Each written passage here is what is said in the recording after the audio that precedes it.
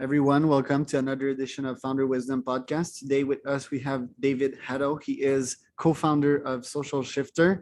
Dave, welcome to the pod. Can you tell us a bit more about yourself and Social Shifters? Thank you. Good to be here. Yeah, I can. So Social Shifters is a social startup that exists to support young people to take action on social and environmental issues that they care about.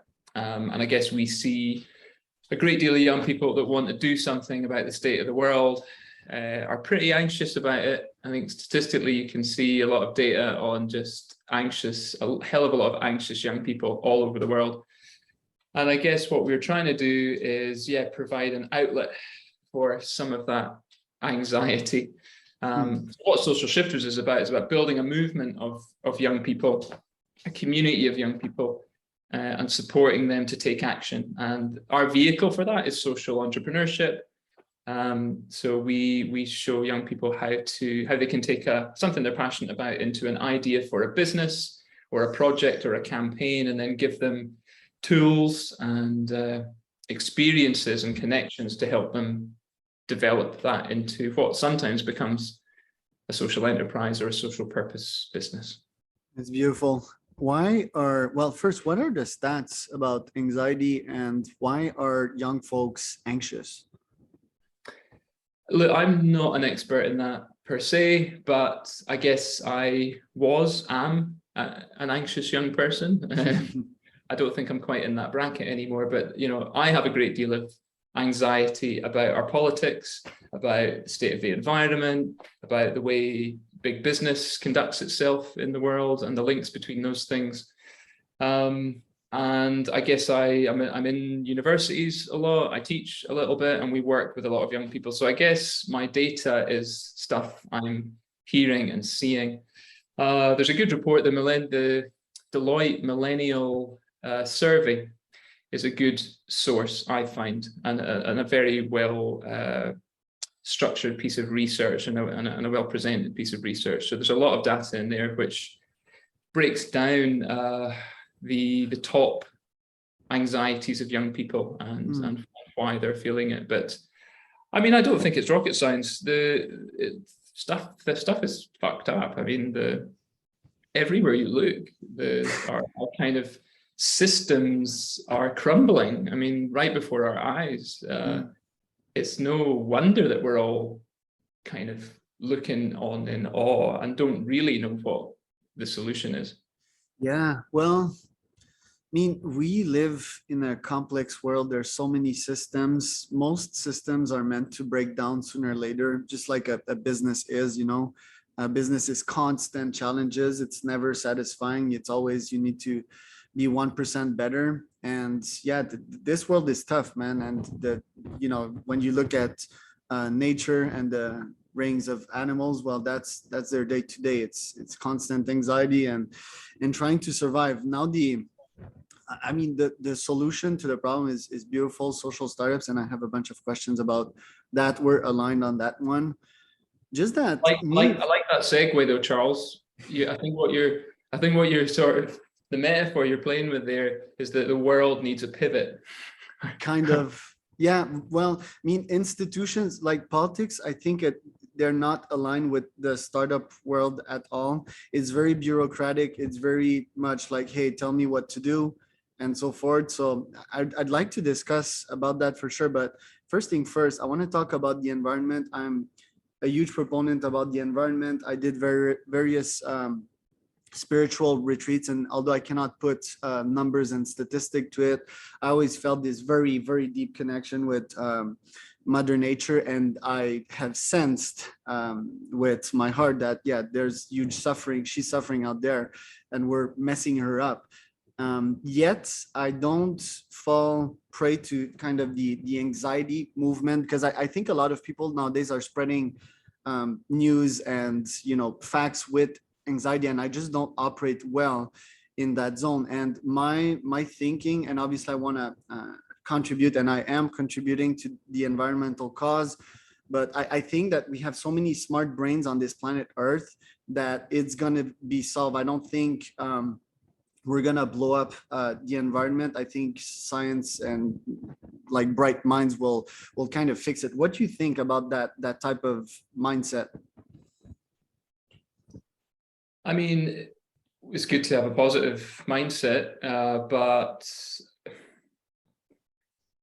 yeah, it's going to take more than that to solve the mess that we're in. I mean, and yeah, look, I mean, our climate anxiety, if you want to call it that, is at a certain level here in the UK and Europe, because we're only just really beginning to see the effects of it. You know, the heat wave across Europe this year and Yeah, adverse weather conditions. The people who are feeling it most are not here, and they've been feeling it much longer than we have. And you know, developing nations are where this is hitting hard and hitting fast at the moment.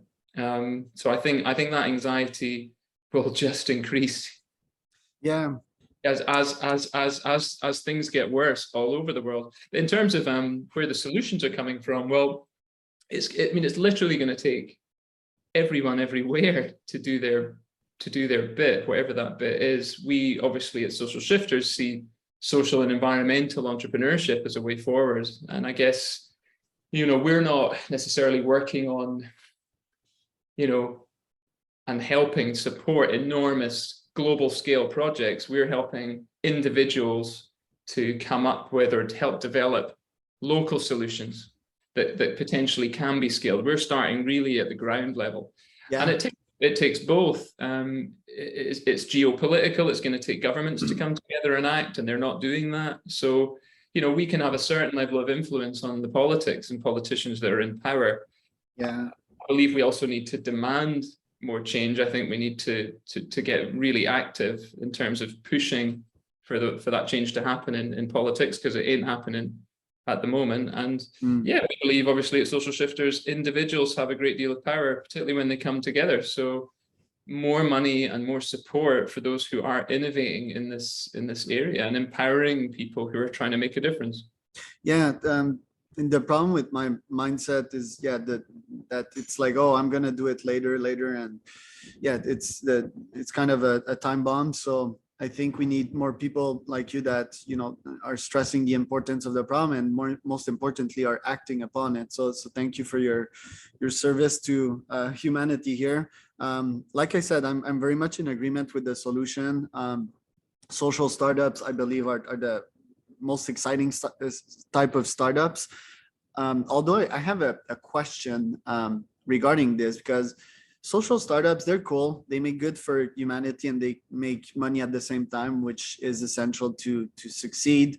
But my thesis is more like, hey, first let me thrive at business and build some kind of startup ecosystem, some kind of portfolio that's anti-fragile, because this economy is already super fragile, and succeeding is in business is super duper hard. Now, if you add a social load as per se, and maybe that's where my thinking is wrong. Maybe it's not a load, maybe it's a 2-in-1, maybe it is a win-win, but that should add some additional stress, which makes it all the more hard to succeed as a startup. So do you recommend just starting straight up in social startups, or what do you think also about my thesis, which is to first thrive in business, and then once I already have this cash flow and this economic resilience, if you want, then to start my own little social startup hatchlings? I don't think there's one correct way of doing this, is really my honest opinion on it. Personally, I believe that all business needs to be done differently. Our economy needs to look very different to how it looks like now. You're probably seeing a lot of stuff now in the media around donut economics, you know, as opposed to the model that we have at the moment, a more circular economy. It's not that we need, you know, every business to be a social enterprise. It's just that we need every business to be mindful of what it's taking and what it's giving back. It's just, I think it's as simple as that. And look, that's much easier for the individuals that we're working with. They're like a one-man band, or a two-women sort of enterprise. When you go to someone who is a global conglomerate, to try and change the way they do business is an enormous task. So like we're talking about enormous changes needed to the way that we think, work, do business, sell products, buy stuff, do a lot of stuff less. It's a lot to ask of people, you know, fly less, probably, all of these things. And the people with real power and real money need to be doing their part too. I think that's what people struggle to get their head around, what I struggle to get my head around. There's so much that individuals can do with recycling and whatever else, but if the people with real power and money are not doing their bit, paying their fair share of taxes, not flying around on private jets every other day would certainly help things. There's got to be a place where we all come together on a kind of level playing field here. It can't be one rule for us and one rule for others. Yeah, I don't know if that answers your question. Yeah, well, you're mentioning important and interesting points here. I do believe, well, first, I do believe that most humans are good. I do believe that the standard American dream culture has indeed intoxicated a bunch of mindsets, especially ambitious humans, you know, that have this higher drive, like myself and other CEOs. I think we need to equilibrate that with spiritual processes and being informed about other topics than making money, right, and profiting. We need to be conscious of the world we live in, because the problem is that when you live in between four walls in your Wall Street skyscraper, you don't give a shit about trees. And basically, I feel that, yeah, there's an education duty first, because these folks just don't know, and that's why we need to kind of educate them. And second, yeah, there's interesting studies that are proving that the more we ruin the environment, the less we can profit. So to fundamentally understand that everything is connected, kind of. So I think these people, they reason with numbers. So we kind of need to provide them these numbers. And I also think that, yeah, fundamental mindset change needs to happen, because competition is good, right? But there's toxic competition and there's positive competition. Positive competition is obviously win-win. So I make a better product, my consumers win, and then my competitors also makes a better product, and we innovate and we just grow. And then there's toxic competition. So I win and you lose. That's the Wall Street type of competition that we kind of need to eliminate. And I think that, yeah, people that are really rich should definitely have some kind of mindset changed. And the taxing point is also interesting. Like, if you are getting more out of this world, then yeah, maybe you should also pay your fair share, especially if you're a member of a society, right? If you live in a place in which you use the roads, the electricity, and so forth, I think that should indeed be the case. But it's just a huge question. And I think most people nowadays, that one of the greatest threats is that they're disconnected with happiness and their environment. Most of these folks that you're talking about, I think they're just motivated by dollar bills at the end of the day. And yeah, their happiness is directly correlated with that. But I think that's the fundamental change that needs to happen in our society. What do you think? Oh, that's a huge that's a huge piece to unpack. But yeah, broadly, I agree with what you're saying. There's massive economic and societal and political change and restructuring needed. Does it all need to burn to the ground before that happens? Hopefully not. But yeah, I agree with all of what you were saying. And look, I think this is where the anxiety comes from.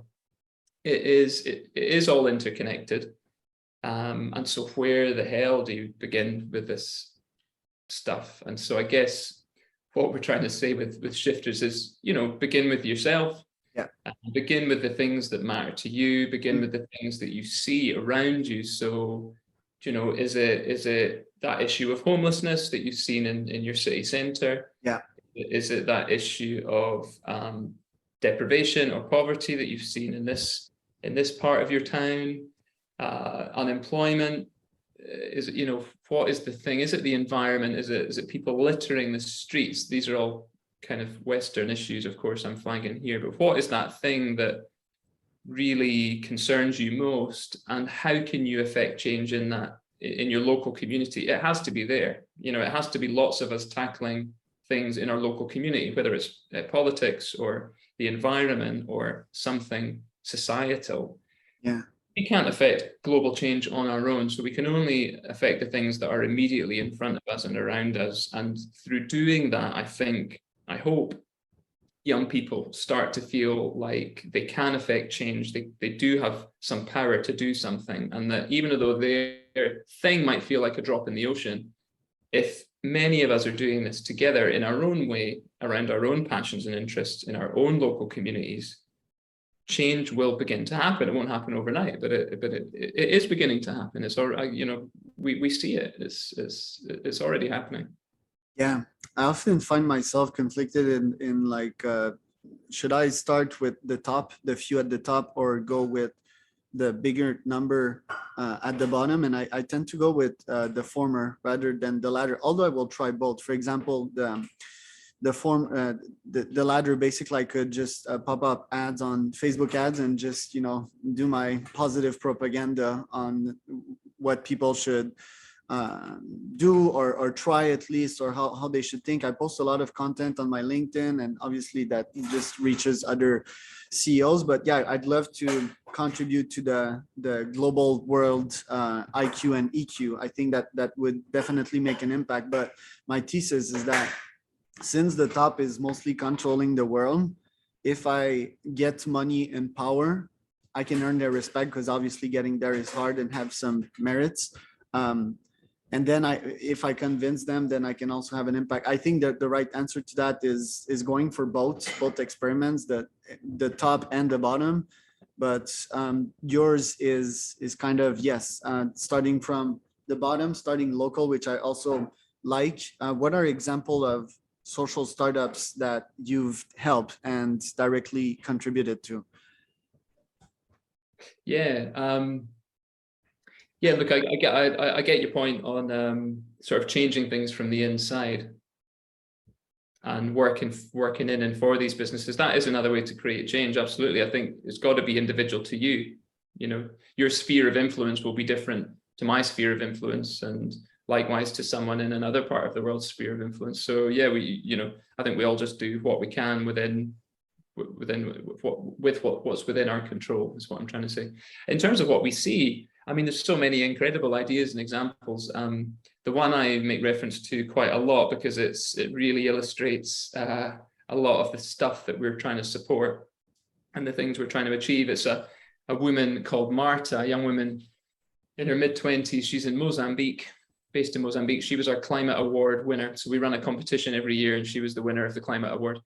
And her big issue, the thing that she saw in her local community, was plastic waste washing up on beaches en masse in Mozambique. A big section of coastline. It really bothered her, and she was part of community groups to collect this up and dispose of it. But she saw an opportunity to do something with it. So she had a background in product design, and sorry, apologies, I thought I'd got that on silent. Do you want me to start that again? Well, you were talking about Marta, Mozambique, really cool project. She takes the plastic off the oceans, which must wash up a lot there. She does. So she and others do. She decided that she could do more with this than just pass it on to recycling plants, and she decided to turn the recycled plastic into a composite that she could 3D print. Oh wow! That's she cool. also had friends and family and people in the community with disability, and she knew, well, Mozambique as a developing nation doesn't have great healthcare. A lot of people in poverty, living in poverty, can't afford prosthetics. There's lots of people with missing limbs and without the ability to afford like expensive like US or European prosthetics. So she found a way to 3D print, use 3D printing technology to 3D print the prosthetics to sell very cheaply to people that were needing these prosthetic limbs attached. So cool. It's just that example is a really good and simple kind of thing to get your head around. She's taken an environmental issue using tech and her knowledge and experience and obviously her passion to provide to solve a social problem. Very cool.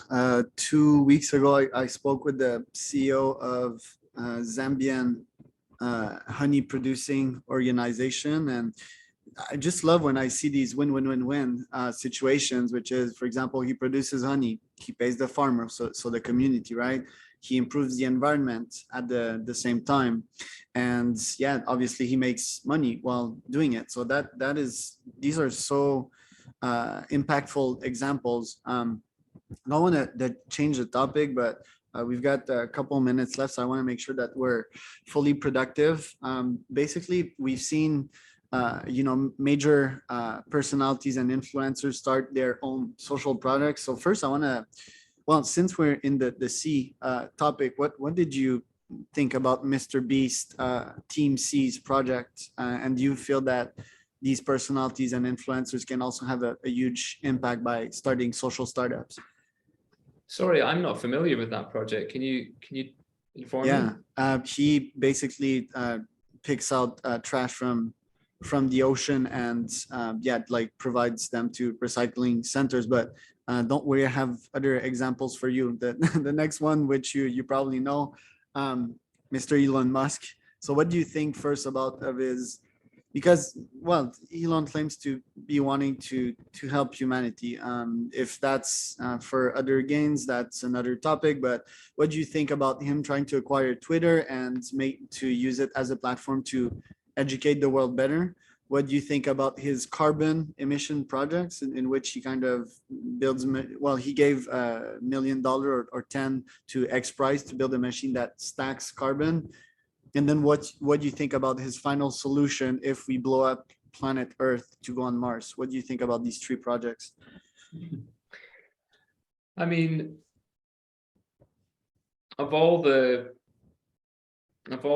well-known billionaires, Elon Musk, to me at least, seems to be one of the most well-intentioned and genuinely well-intentioned, not necessarily Richard Branson well-intentioned. So I hope that my gut and a lot of people's gut on that is correct, and that he is well-intentioned, and certainly he seems to be doing more with his money to help people and planet than many of the other big billionaires and oligarchs who are actively working against us through politics. But yeah, I would still, I mean, so Elon Musk and some of the others, they have benefited greatly from the system as it currently exists, the capitalist ideology. And to amass that amount of wealth, you must need to hold it in quite high regard. And if you do, and you've done it, you've probably been quite cutthroat to get there. I think you've always got to question people's intentions, particularly people that have amassed that amount of wealth and power. What is their true agenda? And none of us will probably ever know until it's too late. So all I'd say is, yeah, I mean, let's have probably more Elon Musk billionaires and less of some of the others. But I think we always need to hold powerful people and moneyed people to account, and have ways of making sure that they're being taxed and contributing as they should, and paying their fair share, and that they're operating responsibly. And that same rule should go for everyone. It should apply to billionaires. It should apply to me. It should apply to all of us. We should all be trying to do things better and do things with a level of responsibility and care towards other people and towards the planet. 100%. I had a bunch of other questions, but I'm gonna skip through my two last questions. So one is that I love, well, let's start with the broader one, because you might find that one interesting. But my view of the future is that it's no longer countries, but communities, people that have the same mindset. So for example, there would be a country of social startup people, whether it's an island or whatever. And that would be the future of the world, let's say in 50 years-ish from now. What do you think about that vision of the future? And do you think it would be a positive thing for humanity to be built that way, no longer a country in which I can't even agree with my neighbor of who we should elect? I'm not sure I understand your question. So you think You mean like start again on an island with like lots of bunch of entrepreneurs? Yeah, well, islands can be artificially created or even another planet, for example, but a country, nowadays you're born into a country. You don't choose to be born in a country. You don't choose your nationality. In the future, you would choose which country you would be member of, and these countries would have a set of values, right? There would be a country for entrepreneurs, a country for social startuppers, a country for environment people, and we would get along with one another in or set of values. We would make more efficient decisions, in my opinion, and we just be more comfortable paying taxes there because we agree with the whole system. So what do you think about that vision of the future? I don't like it because I feel like we have enough segregation in the world already. I mean, we are segregated and separated in so many different ways through our religion, through the type of work that we do, through the color of our skin. Unfortunately, there's so much segregation. I think it's to our detriment, and I don't. I think we need less segregation and more integration. And I would even question the idea about nations and countries and why we need those kinds of identities anymore.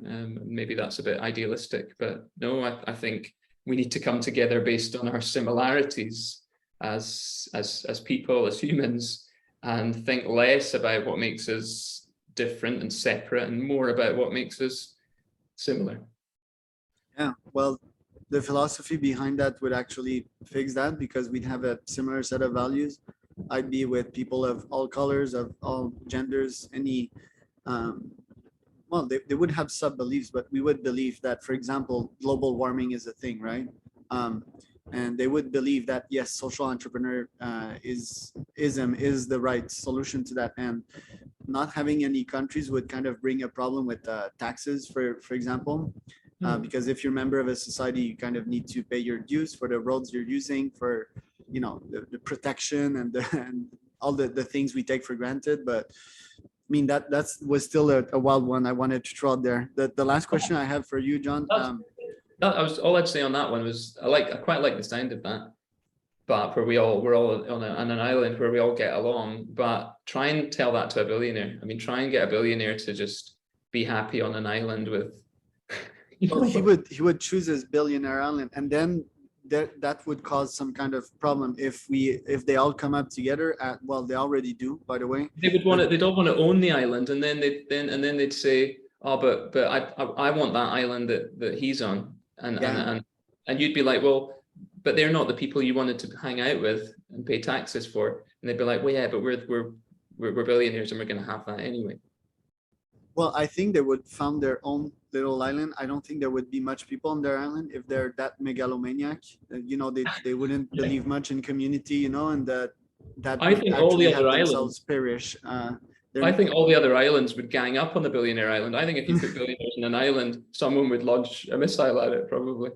Yeah. That is a deeper question, but since we have a couple of minutes left, Dave, well, I mean, we don't have any more longer left, but I have one last question for you. I want to throw a quick social startup idea to you. Cool. Because I already have these startup ideas. I wanted to get your feedback on it. So the other day I saw a robot lawnmower at my neighbor's, and already like it. Yeah, and I was like, oh, this is cool. Why couldn't we do that to plant trees?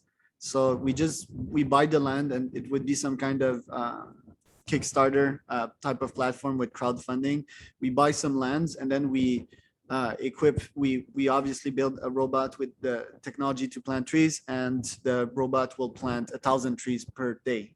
What do you think about that idea? It's great. More trees, the better, as far as I'm concerned. Where's the money coming from?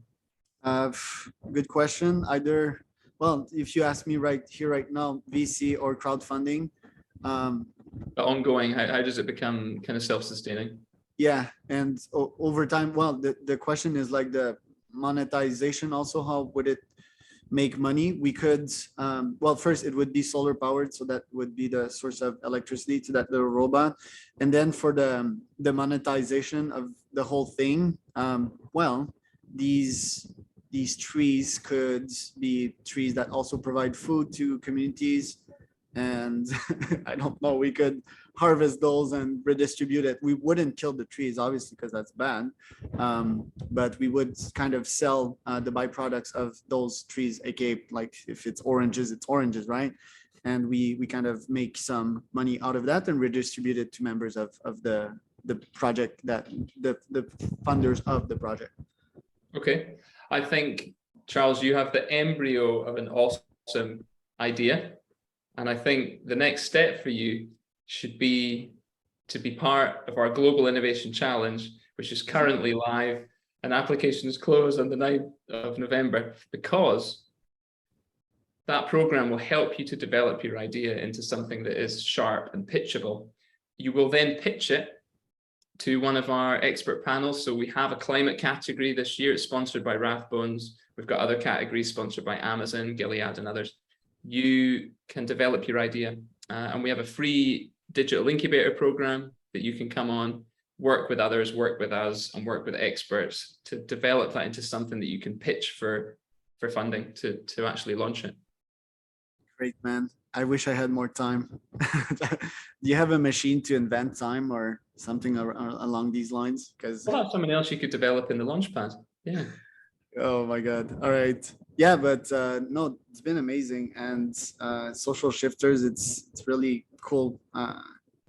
Social startup incubator. I really love what you guys are doing. So congrats on everything. David, thank you for showing up today and adding value and contributing to this somewhat philosophical startup conversation.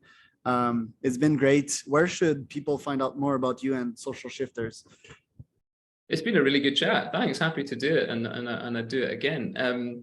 Yeah, so the challenge that I'm talking about is at, let me just get this right, challenge.socialshifters.co. Okay. And you'll find all about it and how you enter. We've also got a free e-learning platform that's just socialshifters.co. And Instagram is a good place to find us, just /socialshifters or @socialshifters. Yeah, and if billionaires want to argue with you, you're on LinkedIn, David Haddow. So find me out for billionaires at David Haddow. Yeah, I imagine they'll have no interest in talking with me, but my door is always open. All right. Thank you, Dave. Have a good day, man. Thanks, Charles. Okay, bye.